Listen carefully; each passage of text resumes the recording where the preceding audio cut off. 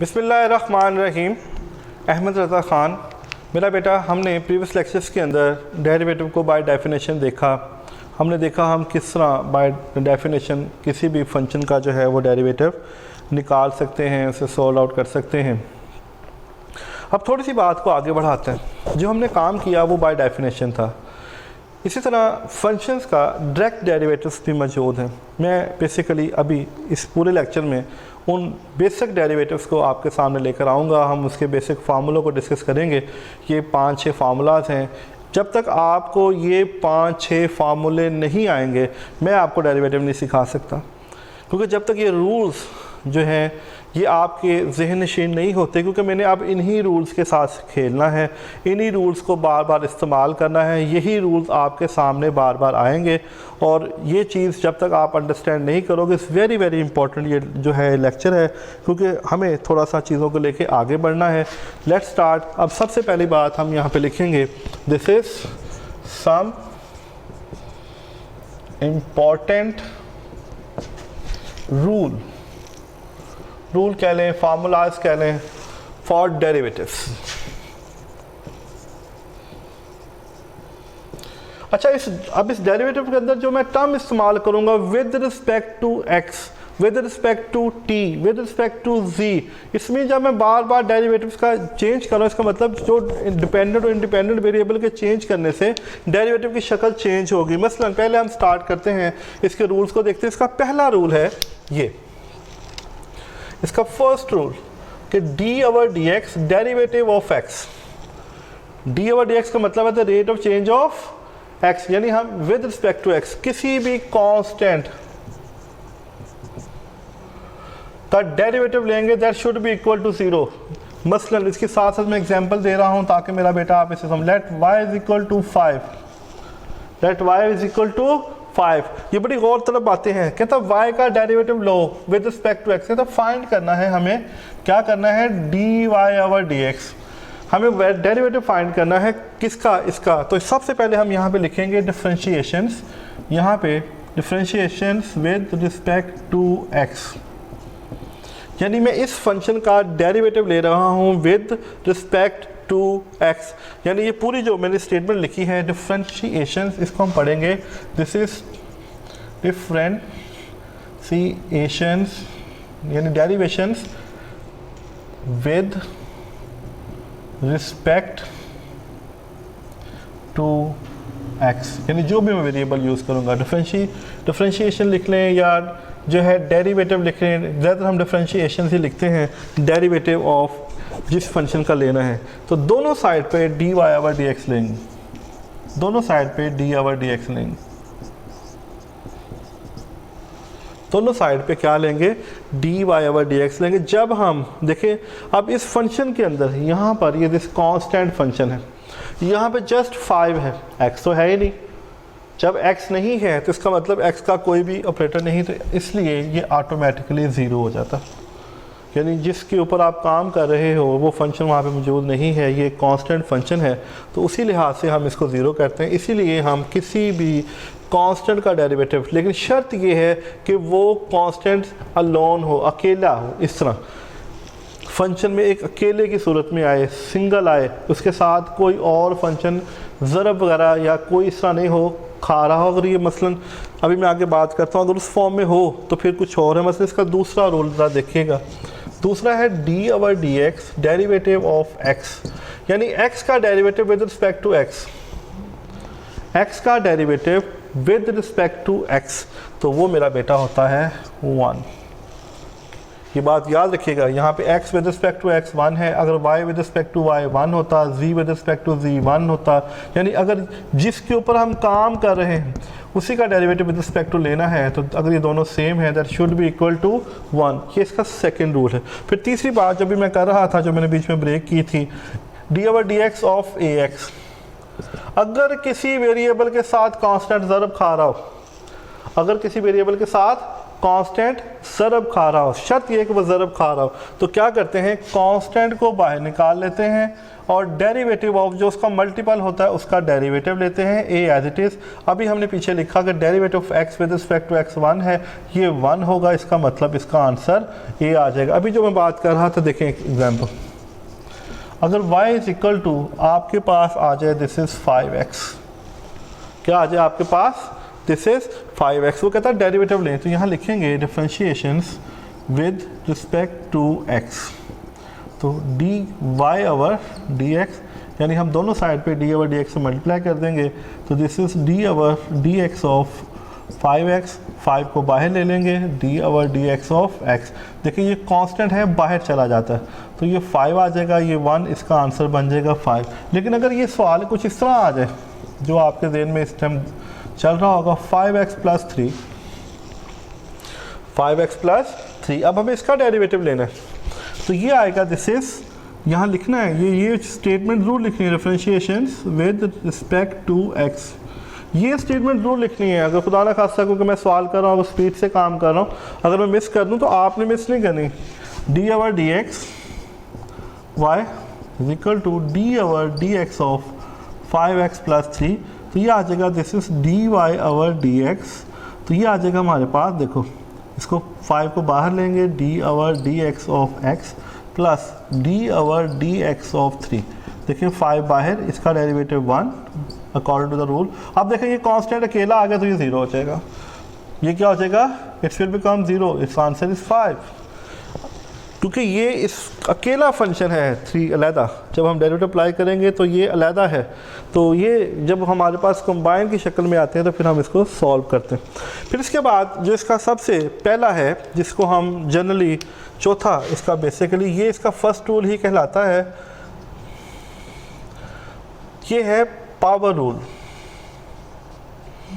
क्या है, this is power rule. Power rule में हम क्या करते हैं, this is d over dx और x की पावर n, क्या करते हैं d ओवर dx x की पावर n, यानी x की पावर n है।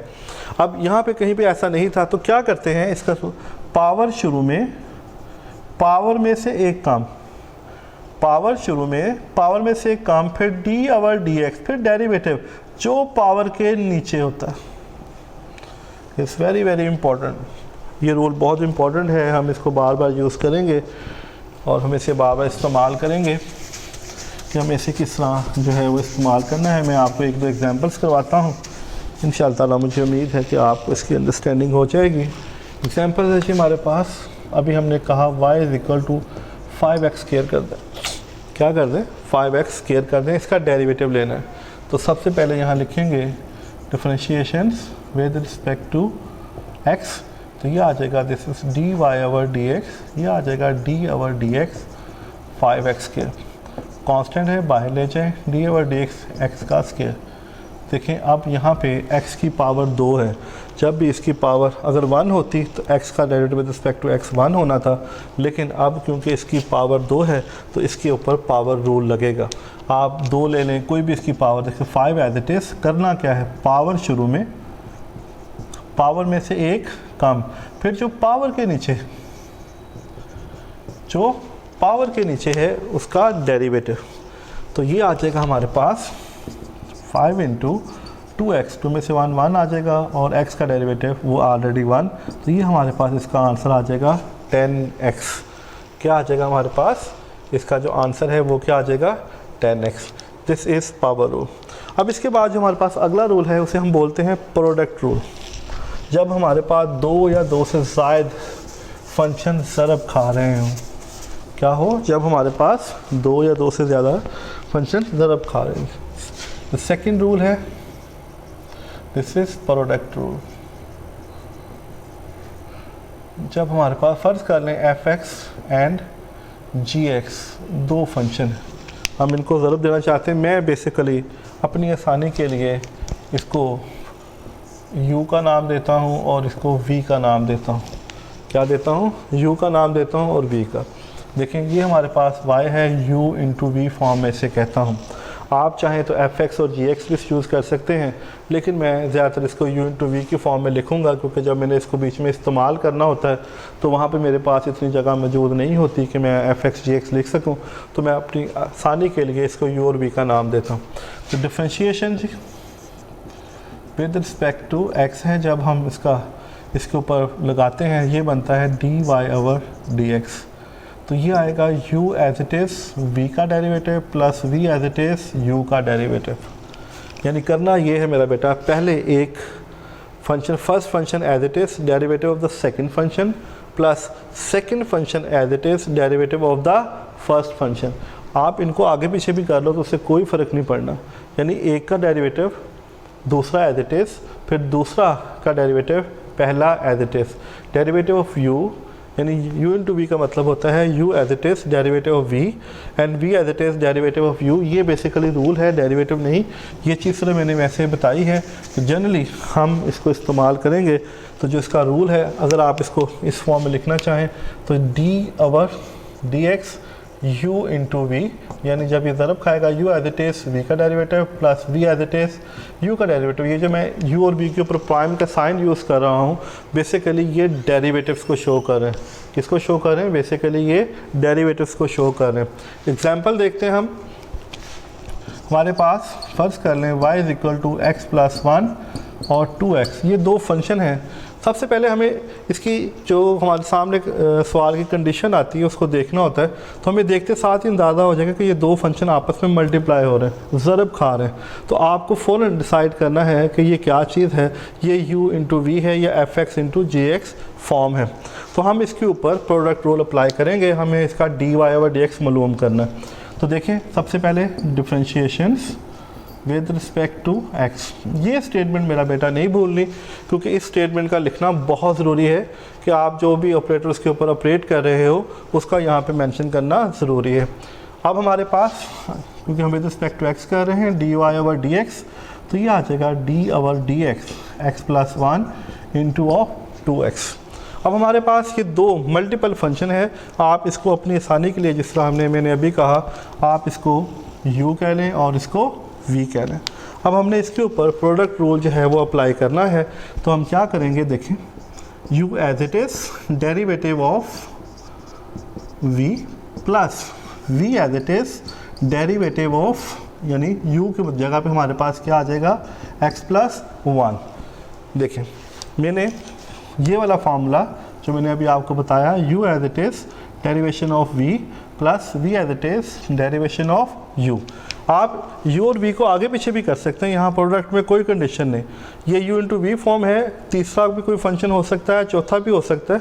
उसको भी सॉल्व करने का तरीका ये है कि एक को पहले दो को अगर तीन हो तो दो फंक्शन को रोक लें, तीसरे का डेरिवेटिव, इस तरह हम उसे चेन रूल के साथ करते हैं। लेकिन वो अभी आपके सिलेबस में, क्योंकि उस चीज़ के मतलब अभी जो है वो क्वेश्चन नहीं है, इसलिए मेरा बेटा मैं इतना आगे नहीं जाना चाहता। पहले बेसिकली हम इस डेरिवेटिव्स को सीखते हैं। अब देखें, ये हमारे पास x plus 1 as it is है। अब देखें 2x आ गया। मैंने भी आपको पहले एग्जाम्पल में देखिए इस रूल के मुताबिक अभी आपको बताया था किस तरह हम करेंगे। देखिए, constant as it is, constant को बाहर ले लेंगे और हमारे पास आएगा डेरिवेटिव ऑफ x, फिर ये एज इट इज़।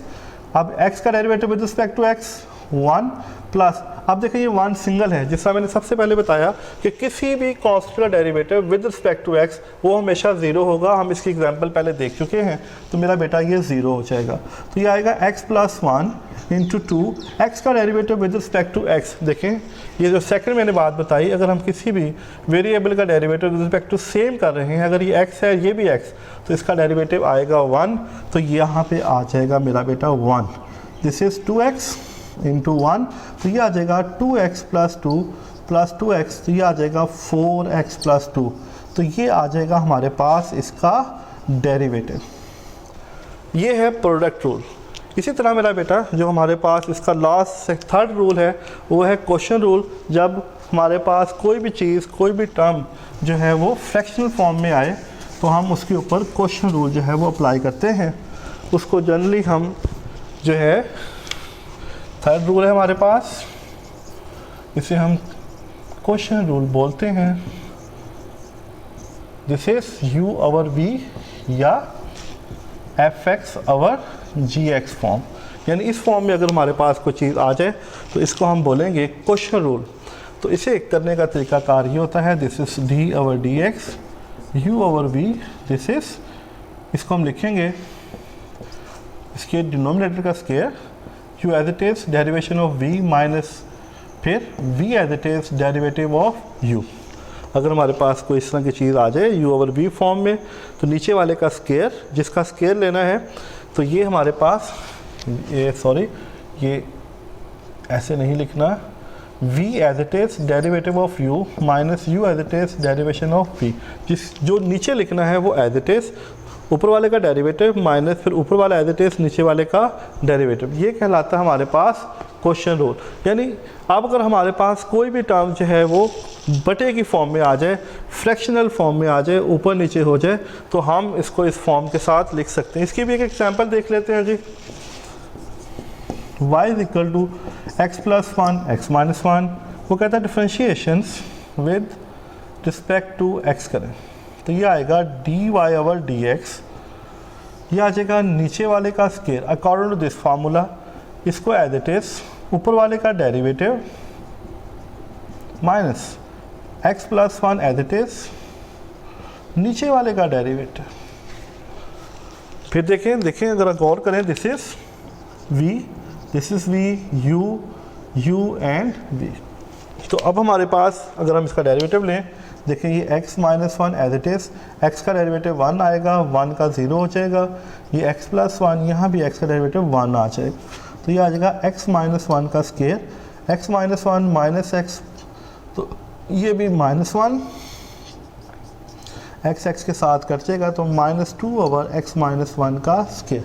तो ये बेसिकली ये फार्मूलाज हैं। अभी इसमें 2 फार्मूलाज का हमने और इजाफा करना है, लेकिन वो इंशाल्लाह जाके आगे करेंगे। वो है exponential function and logarithm functions, लेकिन वो बाद में करेंगे। अभी हमें बेसिकली सबसे पहले इन चीज़ों को सीखना है कि पावर रूल क्या है, प्रोडक्ट रूल क्या है और क्वेश्चन रूल क्या है। तो इंशाल्लाह ताला हम एक्सरसाइज स्टार्ट करते हैं। जब तक के लिए इजाज़त दें और फिर हम देखते हैं कि हम इसे किस तरह अप्लाई करते हैं। अल्लाह हाफ़िज़।